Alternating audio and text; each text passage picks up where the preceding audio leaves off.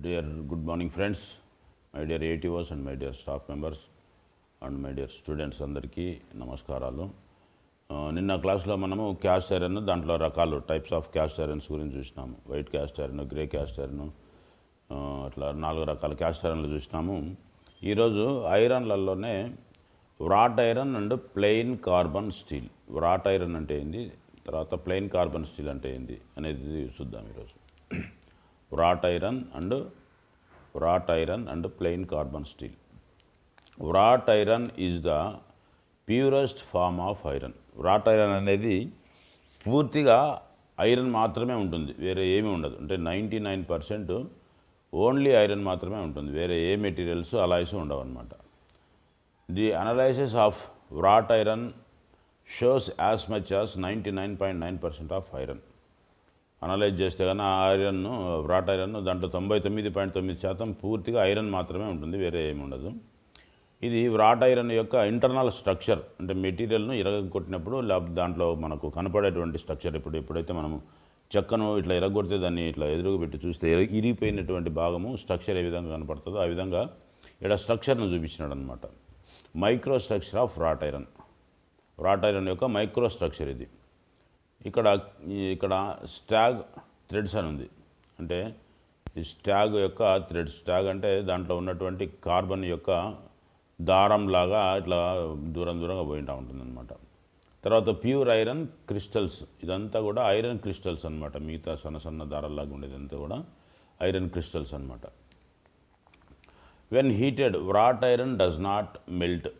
ఈ వ్రాట్ ఐరన్ను బాగా హీట్ చేసినప్పుడు అది కరిగిపోదు కాబట్టి బట్ ఓన్లీ బికమ్స్ పేస్ట్రీ లాగా మెత్తగా ఉంటుందన్నమాట. అంటే బాగా ఎర్రగా అయిపోయి మెత్తగా ఉంటుంది. మనం దాన్ని రకరకాల షేప్స్లోకి మార్చుకోవడానికి ఉపయోగపడేటట్టుగా. And in this form it can be forged to any shape. So అది మెత్తగా మారుతుంది కాబట్టి, బాగా ఎర్రగా అయ్యి మెత్తగా మారుతుంది కాబట్టి దాన్ని మనం ఫోర్జింగ్ చేసి, అంటే హామర్తో కొట్టడం ద్వారా రకరకాల షేపులలోకి మార్చుకోవచ్చు అనమాట. ఇప్పుడు రౌండ్గా ఉండేదాన్ని ఎగ్జాగాన్ షేప్కి కానీ, లేకపోతే రకరకాల షేపులకు కానీ ఈ వ్రాట్ ఐరన్ తీసుకొచ్చుకోవచ్చు. ఎందుకంటే అది బాగా హీట్ అయినప్పుడు పూర్తిగా కరిగిపోదు, అయితే పేస్ట్ లాగా గట్టిగా మెత్తగా తయారవుతుంది అనమాట.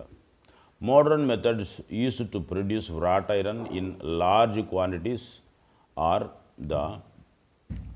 ఈ వ్రాట్ ఐరన్ రకరకాలుగా తయారు చేసుకోవడానికి, రకరకాలుగా ఎక్కువగా తయారు చేసుకోవడానికి పుడ్లింగ్ ప్రాసెస్, ఆస్టోన్ ఆర్ బయర్స్ ప్రాసెస్ అని చెప్పేసి 2 ప్రాసెస్ల ద్వారా ఈ వ్రాట్ ఐరన్ను ఎక్కువగా ప్రొడ్యూస్ చేయడానికి వాడతారనమాట ఈ ప్రాసెస్లో. సో ముందు పుడ్లింగ్ ఫర్నెస్ ఏ విధంగా ఉంటుందో, పుడ్లింగ్ ప్రాసెస్ ఈ ఫర్నెస్లో ఏ విధంగా వ్రాట్ ఐరన్ను తీస్తారనేది ఇక్కడ ఎక్స్ప్లెయిన్ చేసినాడు. Wrought iron is manufactured by refining pig iron. Pig ఐరన్ను రీఫైనింగ్ చేయడం ద్వారా, దేంట్లో పుడ్లింగ్ ప్రాసెస్ ద్వారా. పుడ్లింగ్ ఫర్నెస్ అనేది ఒక ప్రాసెస్, అంటే ఆ ఫర్నెస్లో ఒక ప్రాసెస్ చేస్తారండి. ఆ ప్రాసెస్ ఏంటంటే పిగ్ ఐరన్ రీఫైనింగ్ చేయడం ద్వారా వ్రాట్ ఐరన్ బయటికి తీసుకొస్తారనమాట. అంటే పుడ్లింగ్ ఫర్నెస్లో ప్రాసెస్ చేయడం ద్వారా పిగ్ ఐరన్ను రీఫైనింగ్ చేయడం ద్వారా వ్రాట్ ఐరన్ అనేది మనకు బయటకు వస్తుంది అనమాట. By refining pig iron silicon is removed completely. Pig ఐరన్లో ఉన్నటువంటి సిలికాన్ మొత్తాన్ని పుడ్లింగ్ ప్రాసెస్లో బయటికి తీసేస్తారు. A greater amount of phosphorus is removed. అట్లనే అతి ఎక్కువ శాతము దాంట్లో ఉన్నటువంటి ఫాస్ఫరస్ కూడా బయటికి తీసేస్తారు. అండ్ గ్రాఫైట్ కూడా పూర్తిగా బయటికి తీసేస్తారు.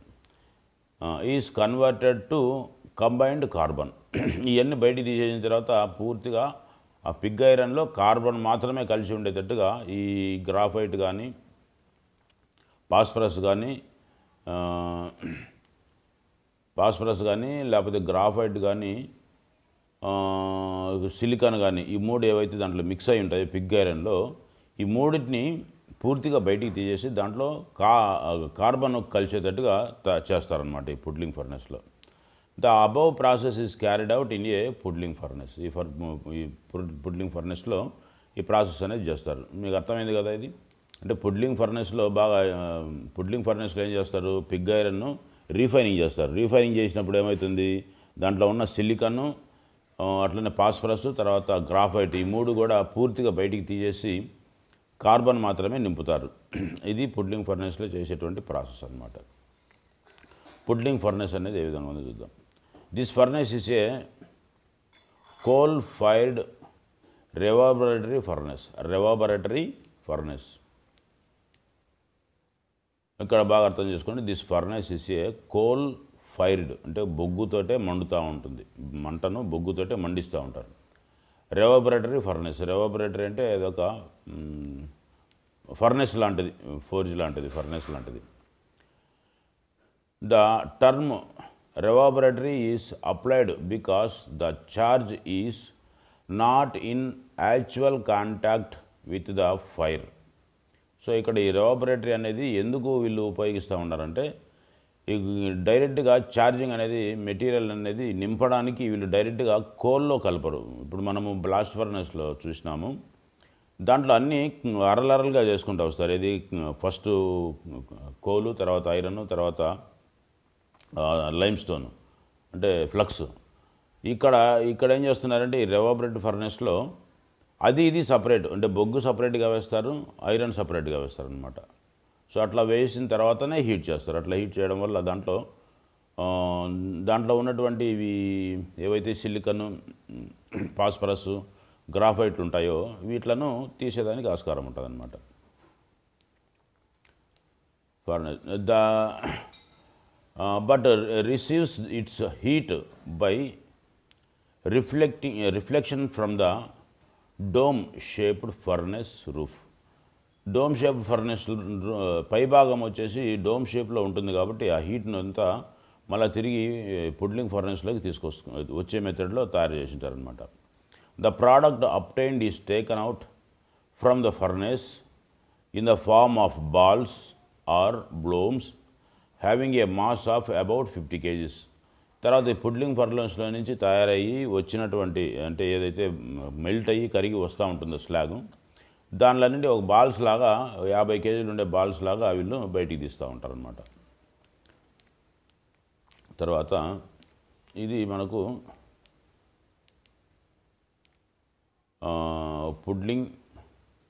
పుడ్లర్స్ హౌసు ఫ్యూయల్ అనేది ఇక్కడ మనకు ఫ్యూయల్ అనేది ఇక్కడ నుంచి ఛార్జ్ అవుతూ ఉంటుంది అనమాట. ఇది ఫైర్, ఇక్కడ ఫైర్ అవుతూ ఉంటుంది, ఇట్లా పైకి పోతూ ఉంటుంది ఫైర్. ఇది ఎర్త్ భాగం అంటే మంట, అంటే పొయ్యి భాగం అన్నమాట. పుడ్లర్స్ హౌస్ హోల్ అన్నాడు. అంటే ఈ పుడ్లింగ్ ప్రాసెస్లో ఉండాల్సినటువంటి అదే రాట్ ఐరన్ అంతా కూడా ఇక్కడ ఉంటుందన్నమాట. ఈ ఫైర్ అంతా కూడా ఇట్లా బయటికి ఫ్యూయల్ రూపంలో ఇదంతా వెళ్తూ ఉంటుందన్నమాట. The hot metal is then passed through grooved rollers which convert blooms into bars called muck bars or puddle bars. దీంట్లో నుంచి బయటకు వచ్చినటువంటి 50 kg ముద్దలను లేకపోతే బాల్స్ను తర్వాత వీళ్ళు ఒక స్టీల్ బార్స్ లాగా కానీ, మోక్ బార్స్ లాగా కానీ, అంటే పెద్ద పెద్ద రౌండ్ రాడ్ల లాగా కానీ తయారు చేస్తూ ఉంటారు. అంటే నేరుగా ఆ ప్రాసెస్లో బయటికి తీస్తారనమాట. అంటే ముందుగా రౌండ్ ముద్దగా ఉన్నటువంటి వాటిని తిరిగి మళ్ళీ హీట్ చేయడం వల్ల ఇట్లా రౌండ్ బార్స్ లాగా, లేకపోతే మోక్ బార్స్ లాగా, లేకపోతే పుడ్లర్ బార్స్ లాగా, అంటే పెద్ద పెద్ద బార్స్ లాగా, రౌండ్ రాడ్ లాగా తయారు చేస్తూ ఉంటారు అనమాట. These bars are cut into short lengths, చిన్న చిన్న ముక్కల్లోకి కట్ చేస్తారనమాట. తర్వాత fast and together in piles, వీటిలన్నింటినీ ఒక కట్టలాగా కట్టేస్తారనమాట. Reheated to welding temperatures and again rolled into bars. వీటిలను మళ్ళా ప్రాసెసింగ్ చేసి టెంపరేచర్లో పెట్టి దానిలకు వెల్డింగ్ గుణం, అంటే వెల్డింగ్ చేసినప్పుడు అది బాగా ఖర్చుకుండేటువంటి గుణాన్ని దానికి రీహీటింగ్ చేయడం ద్వారా తెప్పించి మళ్ళా వాటిలను హీట్ ట్రీట్మెంట్లోకి పంపిస్తారనమాట. మళ్ళీ టెంపరేచర్లోకి మళ్ళీ పంపించి రోల్డ్ ఇంటూ బార్స్ పంపించి మళ్ళీ వాటిలను ఒక రోల్స్ లాగా, అంటే ఒక రౌండ్ రాడర్ లాగా సాగబెరుకుతూ ఉంటారనమాట. ఇది ఒక ప్రాసెస్. తర్వాత ఆస్టోన్ ప్రాసెస్ వచ్చేసి in this process molten pig iron and steel scraps are refined in a Bessemer converter. So ఇక్కడ గుర్తుపెట్టుకోండి, ఆస్టన్ ప్రాసెస్లో బెసిమర్ కన్వర్టర్ను ఉపయోగిస్తారు. అంటే ఫర్నెస్ లాగా బెసిమర్ కన్వర్టర్ను ఉపయోగిస్తారు ఆస్టన్ ప్రాసెస్లో. దీంట్లో పిగ్ ఐరన్తో పాటు స్క్రాప్, అంటే మన స్క్రాప్ అంగళ్ళల్లో నుంచి స్క్రాప్ తీసుకోమంటారు కదా, ఆ స్క్రాప్ అంతా కూడా ఈ పిగ్ ఐరన్తో పాటు కలిపి బెసిమర్ ప్రాసెస్లో బెసిమర్ కన్వర్టర్లో వేసి రీఫైన్ చేస్తారనమాట. The refined molten metal is poured into an open hearth furnace. మళ్ళీ దీనిలో ఓపెన్ హార్త్ ఫర్నెస్లో వేసి in the iron silicate stock, అంటే ఈ ఫర్నెస్లో బెసిమర్ ఫర్నెస్లో నుంచి బయటికి తీసిన తర్వాత ఏదైతే కరిగినటువంటి పిగ్ ఐరన్ ఉంటుందో దాన్ని మళ్ళీ ఓపెన్ హార్త్ ప్రాసెస్లోకి ఓపెన్ హార్త్ ప్రాసెస్లోకి దాన్ని పోస్తారనమాట. ఐరన్ సిలికేట్ స్టాగ్ లాగా దాన్ని అది ఫామ్ అయి ఉంటుంది, దాంట్లో దీన్ని యాడ్ చేస్తారనమాట. The refined molten metal is poured into an open earth furnace in the iron silicate stage. అంటే ఇక్కడ మనకు బెసిమర్ కన్వర్ట్లో నుంచి తయారైనటువంటి మెటీరియల్ వచ్చేసి సిలికేట్ స్టేజ్లో ఉంటుంది. ఈ సిలికేట్ స్టేజ్లో ఉన్నటువంటి మోల్టన్ మెటీరియల్ను మళ్ళీ ఓపెన్ అర్త్ ప్రాసెస్లోకి నింపుతారనమాట. This removes most of the carbon. ఇది ఈ విధంగా చేసినప్పుడు ఆ పిగ్ ఐరన్లో ఉన్నటువంటి లేకపోతే ఆ స్క్రాప్లో ఉన్నటువంటి లేకపోతే దీంట్లో మనకు ఆల్రెడీ సిలికేట్ స్టేజ్లో ఉన్నటువంటి ఆ మెటీరియల్లో దాదాపు దాంట్లో ఉన్నటువంటి ఐరన్ అంతా కూడా కార్బన్ అంతా కూడా, ఐరన్ కాదు కార్బన్ అంతా కూడా తీసేయబడుతుంది అనమాట. The slag cools in the molten metal to a pastry mass which is later squeezed in a hydraulic press to remove most of the slag. తర్వాత ఇది చల్లబరిచిన తర్వాత, అంటే చల్లబరచడం అనేది ఒక ప్రాసెస్లో చేస్తారు. అది చల్లబరచడం అంటే the slag cools in the molten metal, అంటే కరిగినటువంటి మెటల్ అంతా కూడా స్లాగ్ లాగా అయ్యి తర్వాత చల్లబడుతూ ఉంటుంది. టు ఏ పేస్ట్రీ మాస్, అంటే పేస్ట్రీగా తయారవుతూ ఉంటుంది అనమాట. పేస్ట్రీ అంటే తెలుసు కదా, మన కాల్గేట్ పేస్ట్ ఎట్టు ఉంటుందో అట్లా పేస్ట్రీ లాగా తయారైనప్పుడు విచ్ ఇస్ లేటర్, అంటే నిదానంగా squeezed in a hydraulic pressure, hydraulic ప్రెజర్లో పెట్టి చిన్నగా ఆ పేస్ట్ అంతా కూడా ఒత్తుతూ ఉంటారు. అట్లా ఒత్తడం ద్వారా దాంట్లో ఉన్నటువంటి స్లాగ్లో ఉన్నటువంటి కార్బన్ అంతా కూడా బయటికి రావడానికి ప్రయత్నం చేస్తుంది. తర్వాత దీనిలను రెక్టాంగులర్ బ్లాక్స్ లాగా known as blooms are formed in form this mass. తర్వాత ఈ ఏవైతే ది స్లాగ్ లాగా బయటికి తీసుంటారో దాంట్లను రెక్టాంగులర్ షేప్లలో కానీ బ్లోమ్స్లలో కానీ కొద్దిగా బరువుగా ఉన్నటువంటి మెటీరియల్స్ను తయారు చేస్తారనమాట. The hard blooms is immediately passed through rolling mills to produce products of wrought iron of different shapes and sizes. తర్వాత ఇట్లా ఈ పెద్ద పెద్ద ముద్దలాగా ఉన్నటువంటి లేకపోతే రెక్టాంగులర్ షేప్లలో ఉన్నటువంటి వాటిలన్నింటినీ కూడా వేడిగా ఉన్నప్పుడే వాటిలను రోలింగ్లోకి పంపిస్తారు. రోలింగ్ చేసేసి దానిలను రకరకాల షేప్లలోకి మారుస్తారు. అంటే స్క్వేర్ రాడ్లు కావాలంటే స్క్వేర్ రాడ్లు, రౌండ్ రాడ్లు కావాలంటే రౌండ్ రాడ్లు, ఎగ్జగన్ రాడ్లు కావాలంటే ఎగ్జగన్ రాడ్లు, లేకపోతే యాంగిలర్లలోకి, ఛానళ్ళలోకి, అట్లా రకరకాల షేప్స్లలోకి దీనిలను మారుస్తారనమాట ఈ వ్రాట్ ఐరన్. ఇది ఇక్కడ టోటల్గా మనకు ఈ రెండు ప్రాసెస్లలో ఈ వ్రాట్ ఐరన్ తయారు చేస్తారనమాట. తర్వాత composition of wrought iron. Wrought iron యొక్క కాంపోజిషన్ ఏ విధంగా ఉంటుందంటే ఐరన్లో కార్బన్ కలిసినప్పుడు ఎంత 0.02 to 0.03% మాత్రమే కార్బన్ కలిసినప్పుడు అదొక వ్రాట్ ఐరన్. మళ్ళీ సిలికాన్ వచ్చేసి 0.1 నుంచి 0.2% కలిసినప్పుడు అదొక పర్సెంటేజ్ లాగా, అంటే అదొక మీటర్ లాగా.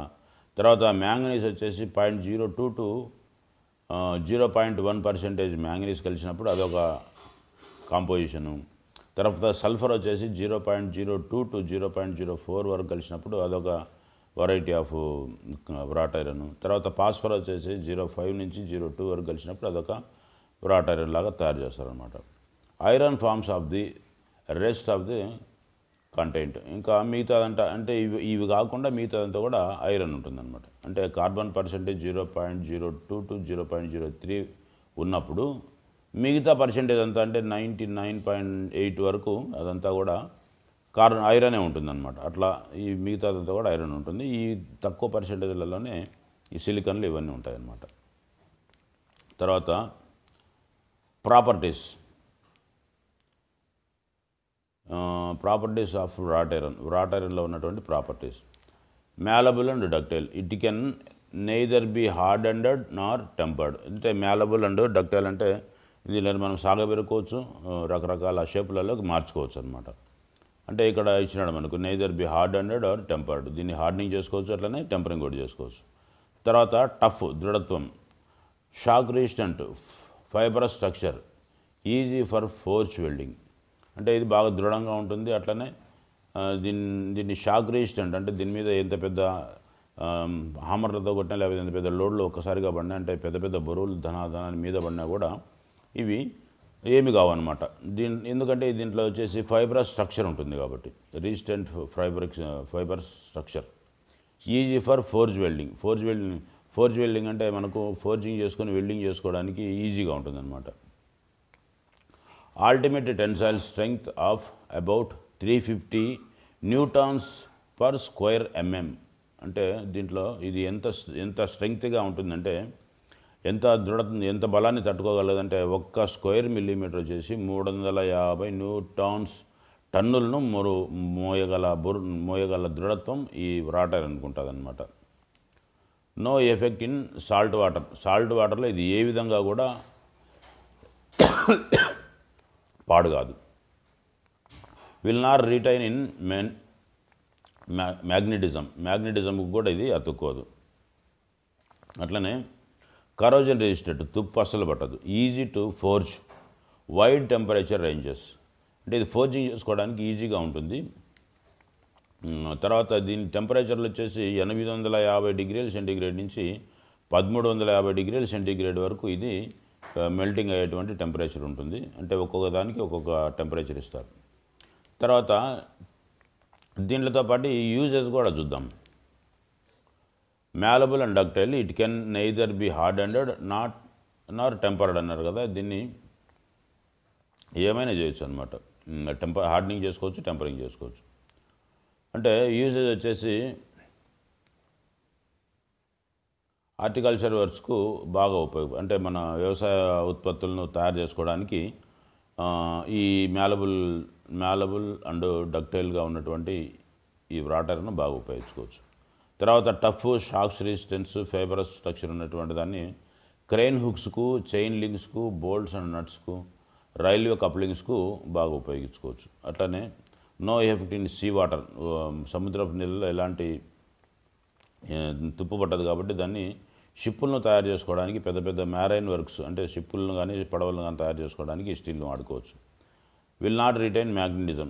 అంటే అయస్కాంతత్వానికి ఇది దూరంగా ఉంటుంది. అంటే ఖర్చుకుండే గుణం మ్యాగ్నెటిజం దీనికి అప్లైది కాదు కాబట్టి temporary magnets, core of dynamos తయారు చేసుకోవచ్చు. అంటే టెంపరరీ మ్యాగ్నెట్స్ అంటే మనము ఎలక్ట్రిక్ మ్యాగ్నెట్స్ అని చెప్పి చూస్తాం అనమాట.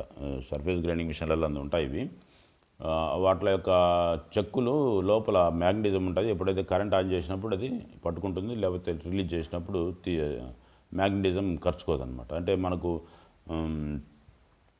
డైల్టెస్ట్ ఇండికేటర్ స్టాండ్ కూడా కింద నల్లటి బ్లాక్ ఉంటుంది కదా, దానికి ఒక స్విచ్ ఉంటుంది. కింది కంటే మ్యాగ్నెట్ ఖర్చుకుంటుంది, లేదంటే ఆఫ్ అయిపోతుంది, ఊడొస్తుంది. అట్లా టెంపరరీ మ్యాగ్నెట్స్ తయారు చేసుకోవడానికి ఈ wrought iron బాగా ఉపయోగపడుతుంది. తర్వాత కరోజన్ రెసిస్టెంట్గా ఉంటుంది కాబట్టి అగ్రికల్చర్ ఎక్విప్మెంట్ను కూడా తయారు చేసుకోవచ్చు. తర్వాత పైప్స్, ఫ్లాంజెస్ కూడా తయారు చేసుకోవచ్చు. Easy for forging and wide temperatures. పైప్స్ని తయారు చేసుకోవచ్చు, ఫ్లాంజెస్ని కూడా తయారు చేసుకోవచ్చు అనమాట. ఇది టోటల్గా మనకు wrought iron యొక్క ఉపయోగాలు, దానిలో ఏ విధంగా తయారు చేస్తారనేది బాగా అర్థం చేసుకోండి. తర్వాత మనము స్టీల్ గురించి చూసుకుందాం నెక్స్ట్ క్లాసు. సో ఇది మీ ఫ్రెండ్స్కి అందరికీ కూడా షేర్ చేయండి. Thank you friends.